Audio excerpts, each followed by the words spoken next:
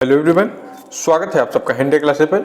दोस्तों आज है 2 मई 2023 और 2 मई 2023 का आपका एसएससी एमटीएस का थर्ड शिफ्ट का एग्जाम हो चुका है। तो आइए थर्ड शिफ्ट में आए हुए सभी प्रश्नों का हम लोग एनालिसिस करते हैं, जिनमें आपके 25 प्रश्न लिए गए हैं। तो आइए सभी 25 प्रश्नों का हम लोग राइट आंसर जानने का प्रयास करते हैं। तो देखिए, सबसे पहले आपके एग्जाम में एक प्रश्न पूछा गया था कि निम्न में से कौन शहनाई वादक है। देखिए, शहनाई वादक आपके ऑप्शन में एक नाम दिया गया था बिस्मिल्लाह खां जी को। ठीक है, ये शहनाई वादक के मामले में बहुत ज़्यादा फेमस है और प्रत्येक एग्जामों में इनका नाम जरूर पूछा जाता है। तो बिस्मिल्लाह खां आपका राइट आंसर हो जाएगा और इनका नाम आपके ऑप्शन में भी दिया गया था। नेक्स्ट आपसे देखिए, एक प्रश्न पूछा गया था जिसको आप थोड़ा डीपली प्रश्न भी कर सकते हैं, थोड़ा हार्ड प्रश्न भी कर सकते हैं। ठीक है, तो हमको लग रहा है कि इसको लगभग 50% बच्चे जो गलत करके आए होंगे। देखिए, एक प्रश्न था कि आर्यशील आयु वर्ग कौन सा है। देखिए, आर्यशील आयु वर्ग क्या होता है, तो इसमें 15 से 59 वर्ष को आर्यशील आयु वर्ग कहा जाता है। ठीक है, तो आपके ऑप्शन में देखिए एक ऑप्शन दिया होगा 15 से 59 वर्ष की आयु, तो वही वाला ऑप्शन आपका राइट आंसर था। देखिए, कुछ बच्चे हैं जो इसका एकदम राइट आंसर करके आए, लेकिन देखिए गलती यहाँ है कि कभी कभी कुछ क्वेश्चन तक हम पहुंच नहीं पाते हैं। ठीक है, तो जब वो क्वेश्चन हमारे एग्जाम में आ जाते हैं तो हमको लगता है थोड़ा डीपली पूछा गया है, तो कोई बात नहीं है। देखिए, अगला प्रश्न आपसे पूछा गया था कि मृणालिनी साराभाई का संबंध किससे है। देखिए, मृणालिनी साराभाई को सभी लोग जानते हैं। देखिए, मृणालिनी साराभाई भारतीय शास्त्रीय नृत्य के सबसे ज्यादा पहचाने जाने वाले चेहरों में से एक थी। अब आप समझ गए होंगे। देखिए, वही भारतनाट्यम और कथकली में एक विशेषज्ञ नर्तक थी। क्या थी ये? जो भरतनाट्यम है और कथकली में एक विशेषज्ञ नर्तक थी और साथ ही साथ एक नृत्य निर्देशक और नृत्य प्रशिक्षक भी रही हैं। कौन? मृणालिनी साराभाई। अब आप इनका संबंध समझ गए होंगे कि इनका संबंध किससे? भरतनाट्यम और कथकली से है। तो देखिए, आपके ऑप्शन में या तो भरतनाट्यम दिया होगा या फिर कथकली दिया होगा, तो इनमें दोनों में से कोई एक नाम दिया था तो राइट होगा। लेकिन अगर दोनों दिया है तो फर्स्ट प्रायोरिटी जो दी जाती है उसे आप भरतनाट्यम को देंगे। ठीक है, और यदि हो सकता है कैसे दे दिया हो, एक ऑप्शन में भरतनाट्यम और कथकली दोनों दिया हो, तब आपका वही राइट आंसर हो जाएगा। चलिए, अब हम लोग नेक्स्ट प्रश्न की ओर देखिए। दोस्तों, इसमें कुछ ऐसे इस प्रश्न में प्रश्न पूछे गए जिनको हम थोड़ा हार्ड भी कर सकते हैं, थोड़ा डीप भी प्रश्न कर सकते हैं। ठीक है, तो कुछ ऐसे एक दो प्रश्न है, बाकी कोई प्रश्न ऐसा नहीं है। एक प्रश्न तो हमने आपको पहले ही बता दिया 15 से 59 वर्ष वाला। इसी तरह एक प्रश्न और है जो थोड़ा डीप आप कर सकते हैं, बाकी सभी प्रश्न आपके एग्जाम की दृष्टि से बहुत सही है। देखिए, नेक्स्ट प्रश्न आपसे एक पूछा गया था कि एलोरा का कैलाश मंदिर तोड़ने का आदेश किसने दिया था। तो देखिए, जो एलोरा का कैलाश मंदिर है, इसको तोड़ने का आदेश तो औरंगजेब ने दिया था, क्योंकि इसके समय में बहुत अधिक मंदिरों को छत पहुंचाई गई थी, बहुत अधिक मंदिरों को तोड़ दिया गया था। कुछ मंदिर ऐसे थे जिनका निर्माण कार्य चल गया था, उनका निर्माण कार्य उन्होंने रोक दिया था। तो इसी के शासनकाल में जो है एलोरा का कैलाश मंदिर भी तोड़ा गया था, जबकि संपूर्ण इसी के काल में नहीं तोड़ा गया था, लेकिन आदेश इसी ने दिया था तोड़ने का, शुरू हो गया था। बाकी लास्ट तो किसी और के भी शासनकाल में होता और औरंगजेब का नाम आपके ऑप्शन में भी था और यही आपका राइट आंसर हो जाएगा। देखिए, नेक्स्ट प्रश्न आपसे एक पूछा गया था कि टेबल टेनिस की ऊपरी सतह की लंबाई कितनी होती है। तो देखिए, हम आपकी इसकी ऊपरी सतह की और लंबाई और चौड़ाई दोनों बताते हैं। क्यों? क्योंकि आज आपसे लंबाई पूछी गई है, नेक्स्ट में आपसे चौड़ाई भी पूछी जा सकती है। तो देखिए, इसकी जो लंबाई यदि आप फीट में देखेंगे तो 9 फीट लंबी और 4 फीट तो चौड़ी होती है, लेकिन आपके एग्जाम में ऑप्शन में सेंटीमीटर में दी गई थी, तो वहां पर तो राइट आंसर था आपका 274 यानी 274 सेंटीमीटर आपके ऑप्शन के हिसाब से राइट आंसर था। ये फीट में पूछती तो 9 फीट लंबी और 4 फीट चौड़ी। अब देखिए, इसकी लंबाई तो 274 सेंटीमीटर होती है, लेकिन नेक्स्ट शिफ्ट में आपसे हो सकता है कि चौड़ाई पूछ ली जाए, तो चौड़ाई भी आप यहाँ पर देखिए, चौड़ाई 152.5 सेंटीमीटर होती है, जो कि एकदम एक्यूरेट है। ठीक है, चौड़ाई 152.5 सेंटीमीटर होती है। अब देखिए, नेक्स्ट प्रश्न आपसे एक हिस्ट्री से प्रश्न पूछा गया था।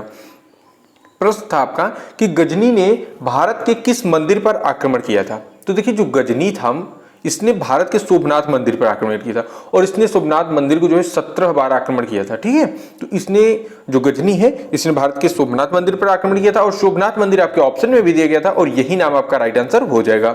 अब चलिए हम लोग नेक्स्ट प्रश्न देखते हैं। आपका एक साइंस से प्रश्न पूछा गया है कि पत्तियों में भोजन बनने की वजह क्या है। देखिए, जो पत्तियों से जो भोजन बनता है हमारे पेड़ पौधों द्वारा, तो उसमें क्लोरोफिल नामक पदार्थ पाया जाता है, ठीक है, जिसकी वजह से पौधे बनते हैं। अब देखिए, ये टोटल किससे जो है अटैच है, तो हमारा जो एक प्रकाश संश्लेषण परिभाषा है उससे अटैच। प्रकाश संश्लेषण क्या है, तो छोटे पेड़ पौधों द्वारा हरे पेड़ प्रकाश संश्लेषण क्या है, तो पेड़ पौधे द्वारा सूर्य की उपस्थिति में और सूर्य के प्रकाश की उपस्थिति तथा पर्णहरिम की उपस्थिति में कार्बन डाइऑक्साइड से क्रिया करके जो तथा पर्णहरिम की उपस्थिति में जो भोजन बनाने की क्रिया है वह प्रकाश संश्लेषण कहलाती है। तो देखिए, क्लोरोफिल तो आपका राइट आंसर हो जाएगा।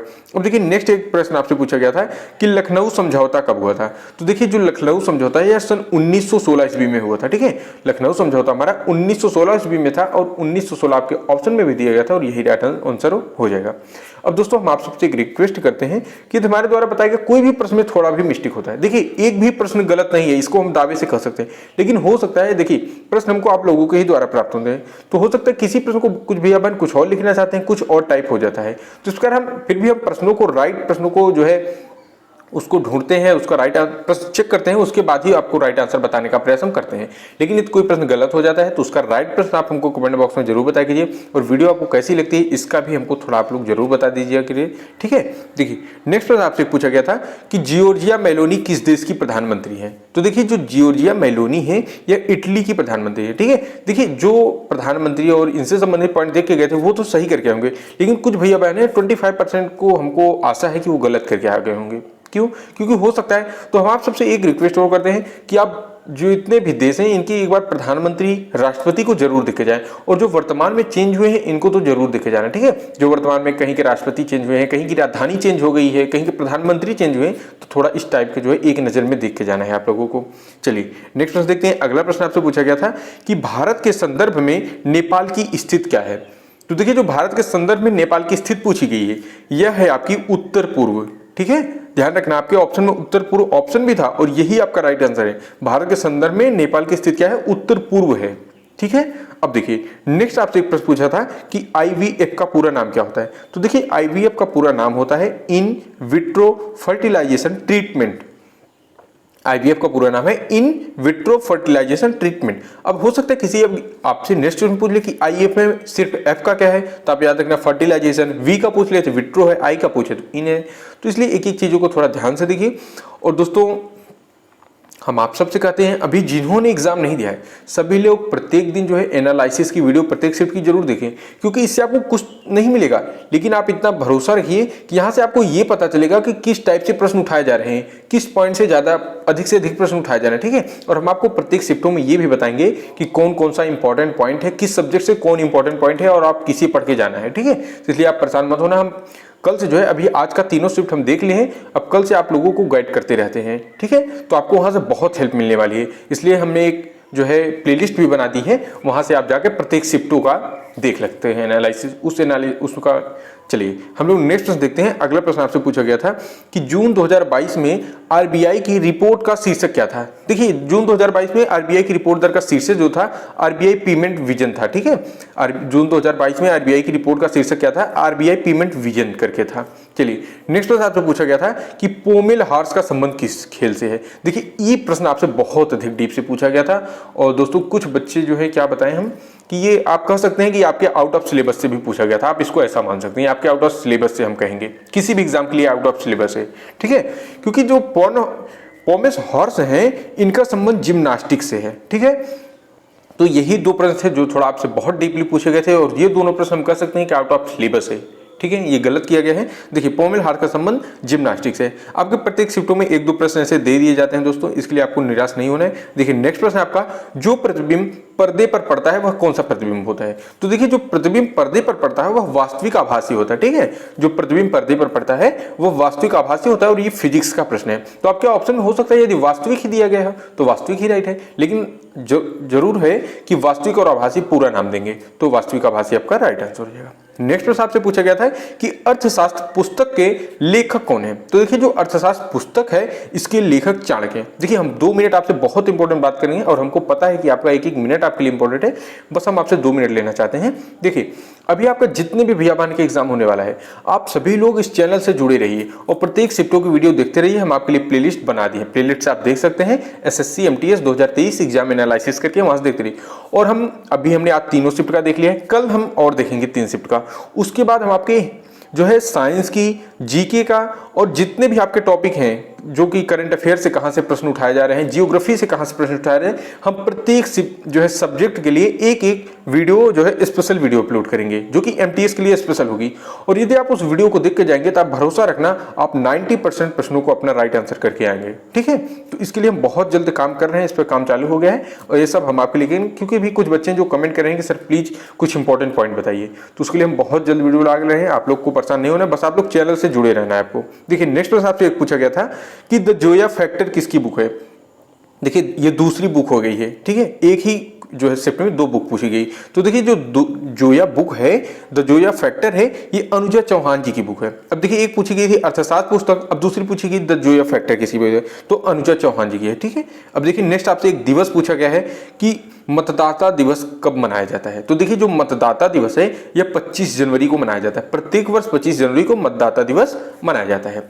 और नेक्स्ट प्रश्न है आपका, भूताकोला नृत्य किस राज्य का नृत्य है। तो देखिए जो भूताकोला नृत्य है यह तमिलनाडु का नृत्य है। अब देखिए नृत्य पर और शास्त्रीय नृत्य, जो आपका 2 नृत्य होते हैं, एक शास्त्रीय नृत्य है, एक लोक नृत्य है। इस पर भी हम 2 स्पेशल वीडियो बनाएंगे, जिसमें एक लोक नृत्य होगा, एक शास्त्रीय नृत्य। ट्रिक के माध्यम से एकदम इतने आसानी से, इतने सरल शब्द में आपको समझाएंगे कि जब आप एक बार वीडियो को देखेंगे तो आप खुद कहेंगे कि हाँ सर आपने कुछ चीज़ों को बताई है, और हाँ हमने कम, और हमारा लक्ष्य ये रहेगा कि आपको कम समय में अधिक से अधिक प्रश्नों को और कम से कम, मतलब बहुत कम सरल शब्दों में ही आपको समझा दिया जाए। ठीक है, इसके लिए हम काम कर रहे हैं, थोड़ा टाइम लगेगा, आप लोग थोड़ा टाइम दीजिए, फिर हम बहुत जल्द कोशिश करते हैं इसके लिए। देखिए नेक्स्ट प्रश्न आपसे पूछा गया था कि हॉर्नबिल नृत्य का संबंध किससे है। देखिए एक ही उसमें 2 नृत्य पूछे गए हैं। तो जो हॉर्नबिल नृत्य है इसका संबंध नागालैंड से है। ठीक है, हॉर्नबिल का संबंध नागालैंड से है। नेक्स्ट प्रश्न आपसे पूछा गया था अनुच्छेद 44 का संबंध किससे है। देखिए जो अनुच्छेद 44 है ये समान सिविल संहिता से है। अनुच्छेद 44 का संबंध समान सिविल संहिता से है।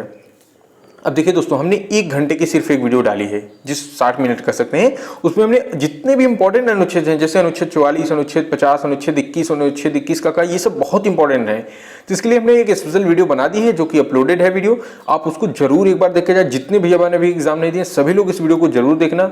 ठीक है, वहां से आपको आपके प्रत्येक शिफ्टों में 1-2 अनुच्छेद से जरूर प्रश्न मिलने वाले हैं, इसमें कोई 2 राय नहीं है। ठीक है, तो इसलिए सभी लोग एक वीडियो को उस बार एक बार देख लेंगे तो यदि जो पढ़े हैं तो उनका रिवीजन हो जाएगा, और जो नहीं पढ़े हैं तो उनको देख लेंगे तो आपका 1 नंबर तो कंफर्म होने वाला है प्रत्येक शिफ्ट के लिए। इसलिए उस वीडियो को जरूर देख लेना आप लोग। नेक्स्ट प्रश्न हम देखते हैं। अगला प्रश्न आपको दिया गया है कि भारत में सर्वाधिक वन किस राज्य में पाए जाते हैं। तो देखिए यदि आपसे पूछा जाए कि क्षेत्रफल के हिसाब से, तब आपका राइट आंसर क्या था, मध्य प्रदेश। और मध्य प्रदेश आपके ऑप्शन में भी था और यही राइट आंसर था। भारत में सर्वाधिक वन किस राज्य में पाए जाते हैं, तो मध्य प्रदेश में, क्योंकि राज्य क्या है, राज्य के हिसाब से पूछा गया था, तो मध्य प्रदेश ही राइट आंसर है। अब देखिए इसके बाद जो है अरुणाचल प्रदेश, छत्तीसगढ़, ओडिशा और महाराष्ट्र। देखिए जब प्रश्नों को आसान बनाते हैं, ठीक है, तब आपसे पूछेंगे कि सर्वाधिक वन किस राज्य में पाए जाते हैं। अब जब थोड़ा डीपली जाएंगे तो पूछेंगे दूसरा स्थान कौन सा है। तब जब आपसे दूसरा पूछे जाएंगे, पहला तो मध्य प्रदेश का है सबसे अधिक में, फिर अरुणाचल प्रदेश, फिर छत्तीसगढ़, फिर उड़ीसा, फिर महाराष्ट्र। तो पहला पूछेंगे, जब डीपली जाते हैं दूसरा तीसरा करते हैं, इसलिए हम दूसरा तीसरा सभी आपको बता दे रहे हैं। देखिए नेक्स्ट प्रश्न आपसे पूछेगा, एक जियोग्राफी का प्रश्न है